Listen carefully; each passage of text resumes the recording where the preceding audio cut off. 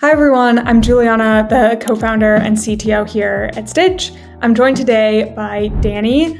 He's the head of product and engineering at Sacra. Thanks so much for joining us on the show today. Yeah, no worries. Pleasure to be here. And yeah, thank you for dealing with us during the AWS outage.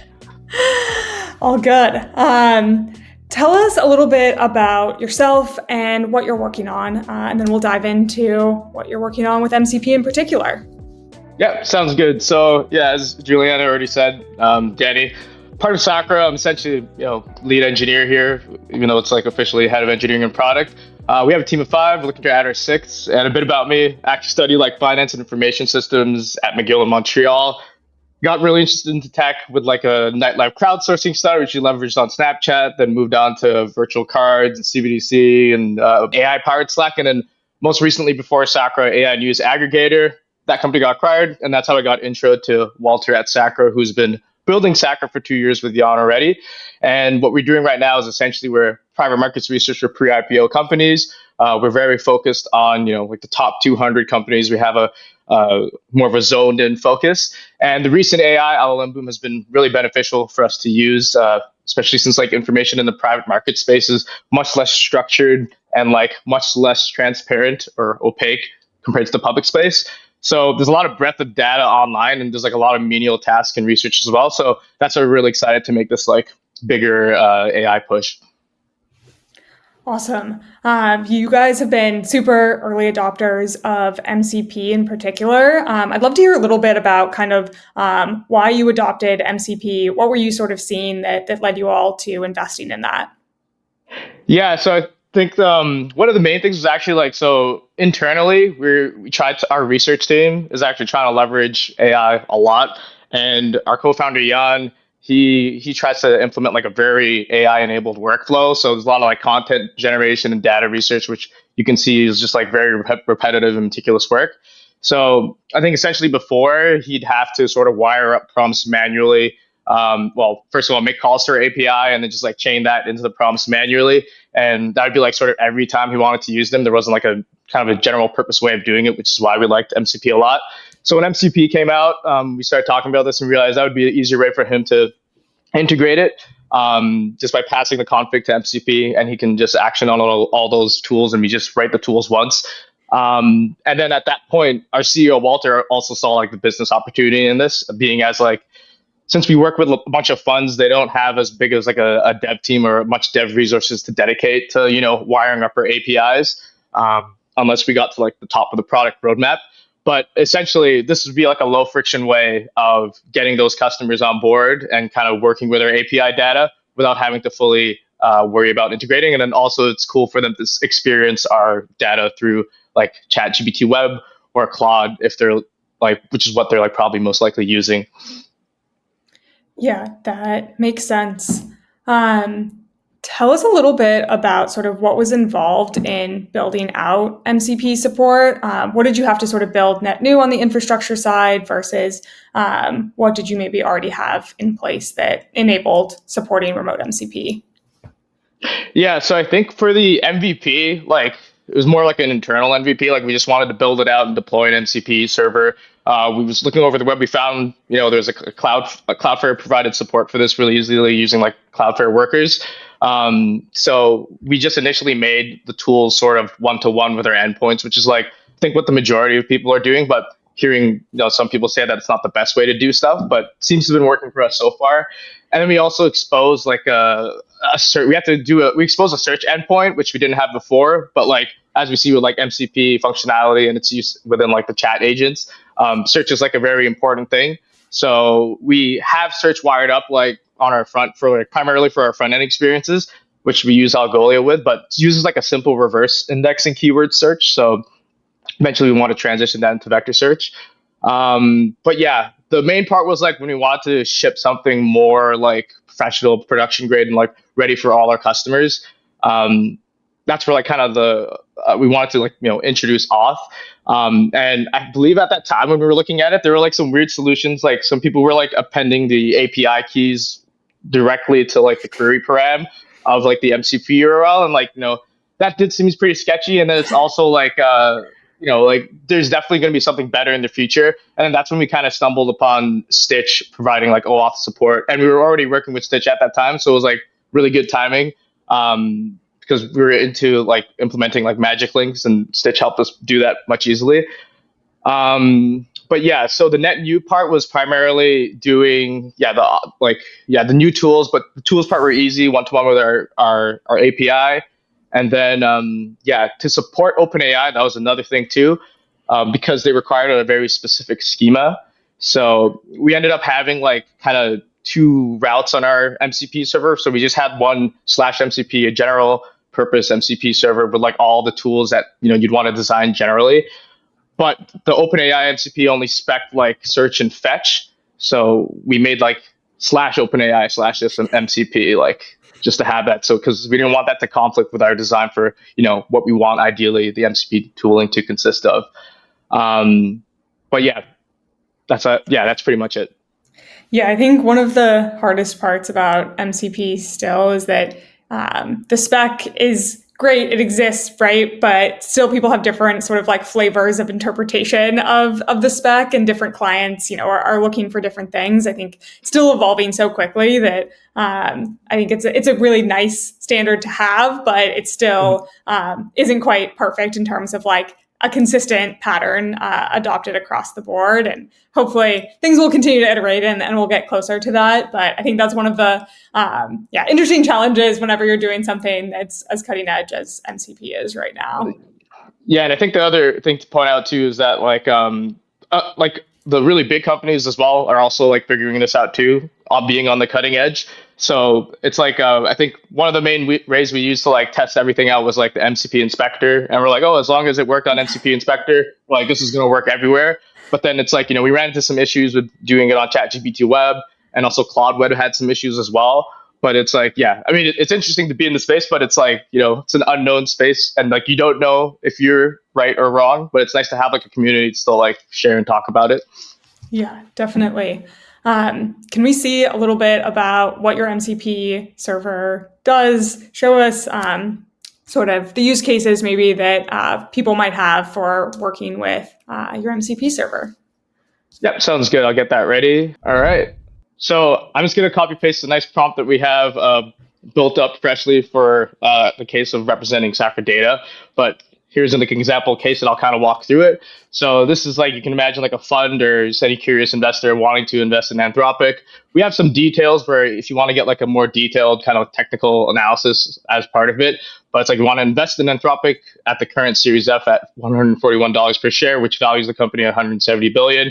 Let's model out three scenarios of bear, bull, base cases focused on core performance metrics, so AARR, ARR growth, net recurring revenue, gross margin, EBITDA, key metrics and ratios that public market investors use to value companies like earnings per share, price to earnings, and I guess you can just read the rest. But essentially, it's just to kind of act like how an analyst would work with these products, since a lot of analysts already currently work with ChatGPT, Web, Cloud Web. This is like an easy way for them to integrate, the Sacra tools themselves. And one of the key things that's like kind of important is like mentioning to use the Sacra MCP, because ideally, or you would have like web search already toggled on in addition to like our MCP server configured. But the issue we find now is that like if you don't mention that, sometimes the agent will think that, okay, let me use like web search first and then do some other information. But the benefit of like using the MCP server is that we have like nice structured data that's like better and easily processed by the agent, as opposed if we were to just do like a blanket web search. And also like we keep a lot of we have a lot of robust procedures on making sure the data is all up to date. So I'll go ahead and click enter, and then this will hopefully generate nicely. And yeah, just beforehand I activated like just allow all permissions so that all the tools can kind of just get hit quickly. Do you have any kind of like prompt library that you share with customers, or how big of a role, I guess, do you think the prompts play in kind of like the value people are able to get out of your MCP server? Yeah, I think it depends. Like for more of the like I guess like the base case that I would use would be like I just kind of stop it here. I'm like, is the opportunity to invest in Anthropic at like $150 share, a good opportunity, use the Sacra server to access it. But it's because like our company, like we really focus on revenue data. That's why we kind of want to like mention all this like ARR and ARR growth metrics and like revenue run rate, etc. So that's what kind of helps us do that, I guess, for here. So it's like, I guess the more like technical or the more like analytical investors, we kind of have this prompt library out here. But like for more of the people, we're just kind of demoing to show like, hey, we have some cool work with MCP. Simple prompts are also cool, but as you'll see here, it'll kind of generate like a nice dashboard with this. So yeah, in short, I think it would be a good idea to like have a prompt library and put it on our docs page. So that's also a great idea. But yeah, here's like an example of a report that it prepared based on like the data from our research. Very cool. Yeah, I feel like oftentimes people will have probably different things they're prioritizing, looking for too. Mm-hmm. So that makes sense. I think MCP like does go so far in terms of just giving people I think a head start in terms of like achieving what they're trying to, right? Because you're going to have sort of that structured tool calling, right? And that works really well to like sort of give people some discoverability, right? Of like what can they do with your MCP server, which is cool. Hopefully this, I think, continues to evolve, so it becomes even easier for people to use. Yeah, no, that's a good idea because like basically like some customers want to, I guess, partner with us like so this is like, you know, for like a traditional investor use case, but like for example, we have a product which is like a news API. So I mean, we could have a baked in prompt which demonstrates like, you know, use Sacra data to get like the most recent news for XYZ. So I think that's a good example of like depending on the use case.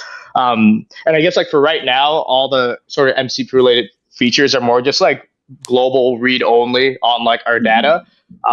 We introduced orgs, you know, thanks to Stytch for like, helping us implement that. And ideally in the future, we want more sort of like workflow related and collaborative tools amongst teams. So I can see us having to have the need for like a better kind of documentation on prompting to help them with that. Because not only like, I guess like via web, but also like server side, it would definitely benefit as well for making a server side agent. Yeah, makes sense. That's very cool. That's a super detailed report. That's awesome. What are some of the like things you've learned along the way building this MCP server that you think are best practices, or you know, things that people might be helpful for them if they're thinking about building MCP servers? Yeah, I think the most important part, at least for now, like, and the question that we get like when we talk to people like just who want to like understand like, you know, what's happening with MCP, is they're like, how does the agent like know what tools to use? And I think for us, like what we realized really helped, and especially like I guess like, you know, when you integrate it to like a popular web agent like ChatGPT or Claude, is that built in, there's already a bunch of like tools and functionalities that they have, and then you're going to add your own MCP server with tools, and it's like you want to make sure your tool gets selected over the other one. So there's like a bit of like tool competition. And so I think for us, at least for the time being, it was like, and I assume this will like improve in the future, but it was, so one of the things like when you add it on to like add the MCP server onto Claude, for example, I think it allows you to type in like a description of what the MCP server does. And it's like, yeah, you really want to be descriptive about what it does so that, you know, it increases the likelihood of the agent choosing to use your feature versus like web search. Because I think web search would probably be the biggest competition for a lot of MCP tools. So we made it really detailed, and we've had like, you know, when we tested the other prompt, we had like, it was less consistent, but like it was still relatively consistent where you don't have to put use Sacra information, because the descriptions would be detailed enough and like specific to like pre-IPO companies, revenue data, etc. So what I'd say is like, yeah, make sure the description is like pretty detailed, and the tool naming as well as like the tool doc string, because the tool name and the tool doc string is like what's used from my understanding to help the agent decide, like, because, you know, when it calls the init, it gets a list of all the tools and what they do, and then correct me if I'm wrong, but it also sees a schema of like what the arguments are that go in. So that's what helps it decide what to do. And I remember when we were like when I was kind of playing around with this and looking at like I guess like how the other big companies did it. I think Linear was like the best example at that time. And I think I remember like their docstring for the tool, which I after connecting it to Claude, like I just remember it was like super long and detailed. So yeah, so that's why I'd say the best practices is to probably like yeah spend the like make sure that the and it's also like it's kind of representative of like just good development in general, having a having good naming, having good documentation tooling. So yeah, that's probably what I'd say like was the best practice piece. Yeah, definitely. I think that makes a ton of sense. What's something that you feel like could be better or you want to see sort of evolve in either MCP spec, community implementations over the coming sort of months? Yeah, I mean, I think I took a brief look at their roadmap before this call, and it seems like they're on like the right track with everything. And they're definitely very smart people who are like maintainers who are maintaining the spec. And I think to me that's what stood out was primarily like the compliance test suite, just to make sure everything's good. And like I said before, the only thing we were able to test was like with MCP Inspector, but it's like the different clients they might use something else. So it's hard to know like what's standardized, so that make things a bit more predictable, and I assume it's going to continue to get more predictable, right? And then multimodality was like a cool thing also. It'd be nice to not have, because as far as I know, like we'd have to write a specific if we make a tool, we have to write a specific integration per modal for that tool. So it'd be cool if the MCP server is able to handle that. And then it's actually like for you, like I think this was from Max, was on the auth side. I think right now the community is looking for like alternatives to DCR. Mhm. And so I think one of the examples he linked was using like client ID metadata documents. And I'm not an auth expert, I don't know the in depth of this, but this was kind of related to the main problem we had when we were trying to connect to it with Claude Web, where it would basically use like we'd register using like staging configs on like single deployment server. Like I know it's like you could probably have two at this point, but we're trying to move fast, and then we ended up deploying again on that same server with production config. But anyone who connected to like their MCP server with the staging config, they were always just going to get like the old client ID, and that would never get like flushed. And so it was kind of cursed, but luckily it was only like internally who connected during staging, and we didn't like ship it out and decide to change the client ID. And then basically anyone who was using the old client ID wouldn't be able to use the app unless they made like a new account. So yeah, so I think from my understanding that would help that end. I'm not sure if you have any input on that, because I guess this is your area of expertise. Yeah, it sounds like CIMD that you were talking about is getting adopted. So it's like, I think in sort of the next draft version of the spec. So hopefully that's going to be coming out as officially supported in the next couple months. We also have a fun, handy tool that we built called client.dev for you to test and make sure that as you implement CIMD, cool, it's working. Obviously, we'll also support it on the Stytch side. We already do. So if you're using us, you have a box. So quick. Nice. But yes, I think it's. When was that launched, by the way? Ooh, I'm not sure. The past couple weeks, I think we have known that DCR wasn't going to be like the great sort of long-term solution. And so as like the conversation started on CIMD, we were really excited about that solving for exactly the reasons you mentioned, as well as many others where people want just a little bit more control over clients registering, want more sort of like clear visibility, et cetera. It really solves those. And so we were super excited and wanted to implement it and sort of support the initiatives in getting that adopted. So yeah, we're excited to see that hopefully go live soon. Nice. Okay, cool. What's next for you all in terms of sort of either your MCP server or just Sacra generally? What are some things that you're excited about? Yeah, I mean, I think, like I said, we're just starting to release orgs now, and we're trying to dive into more like consumption based growth instead of just like, like I guess like research would do to be like paywalling. And so it gives us a lot of leverage now that we're moving into like more collaborative tools and workflows that can be done. And so that's where we can kind of see a route with at least like MCP being exposed to more like team based tooling there. and yeah, in general for our application. And I think another thing that was interesting is like, so we're also thinking of like ideally like on our site we have like a kind of like how Intercom has like an embeddable chat agent, just so we have like a chat agent with MCP enabled, just like as a way to easily get clients to integrate with our features. It's like, okay, if you don't want to use a chat GPT web, we can also just have this like, or if you want an agent on your or a chat agent on your website, you can have our chat agent, which also has like our MCP already enabled pre-configured into it, right? And then I think another thing for MCP is probably like more of like a internal MCP server. Since like the way our kind of applications work is we have like our main Sacra monolith application, but like our research again, like I mentioned before, like Jan, he's very AI focused as well, and he's on top of a lot of this stuff, and he's built his own like Sacra Tools app. So if we can have like a it's like a quarter like a yeah like a sorry I keep saying like but like a MCP internal tool server that's available for him so that he can help do like more of his tasks which like affect the DB on like the main Sacra monolith application side. And yeah, so again, personalization, more workflow and collaboration tools with orgs.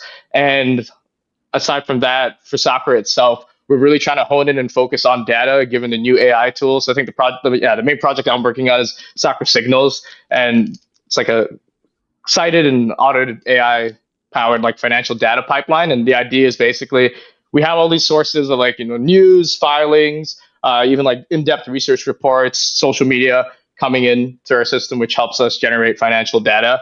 And we want to really look into it and see how we can break down these pieces of news into like a atomic level and cluster them together to like form an actual event. So yeah, that's one thing we're using. That's one thing we're kind of trying to build like a generic AI pipeline for that can just any type of information can just be plugged in and you can output the final product. But yeah, those are like our main focuses with Sacra right now. Awesome. That sounds like a lot of exciting things in the works. I feel like cool to see you all leveraging AI in so many different ways. It does really feel like a perfect use case, right? Like Yeah. wading through unstructured data is, great use case for AI. And glad you guys are sort of on the cutting edge and testing a bunch of these things as they're evolving. It's really cool to see. Yeah, it's a bit scary, and thank you for being on the cutting edge and helping us adapt to any sort of like authorization workflows that come with it. That's what we're here for. So you can focus on your business instead of the auth pieces. Yeah, Cool. Well, thanks so much for joining me today. It was great having you on the show. yeah. It was really nice talking to you. I really appreciated it and appreciated you for taking the time. Awesome. Thanks.